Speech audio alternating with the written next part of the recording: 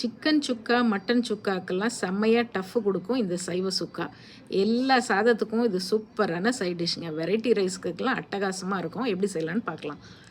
ஒரு கடாயில் 2 table spoon எண்ணெய் ஊற்றிக்கோங்க. ஒரு 10 பல் பூண்டு தட்டி போட்டுக்கோங்க. 1/2 டீஸ்பூன் சோம்பு, சின்ன வெங்காயம் கொஞ்சம், பெரிய வெங்காயம் 2, கொஞ்சம் கருவேப்பிலை பொன்னிறமாக வறுத்துக்கோங்க. இது கூட ஒரே ஒரு தக்காளியும் சேர்த்து வறுத்துக்கலாம். 1 டேபிள் ஸ்பூன் இஞ்சி பூண்டு விழுதும் சேர்த்து வதக்கிக்கிங்க. 1/4 டீஸ்பூன் செந்தூர் மஞ்சத்தூள், 1 டீஸ்பூன் செந்தூர் தனி மிளகாய் தூள். இது ரெண்டையும் வதக்கிட்டு கொஞ்சமாக தண்ணி ஊற்றுங்க. அப்போ தான் இது கொஞ்சம் மசாலாலாம் கூடி வரும்.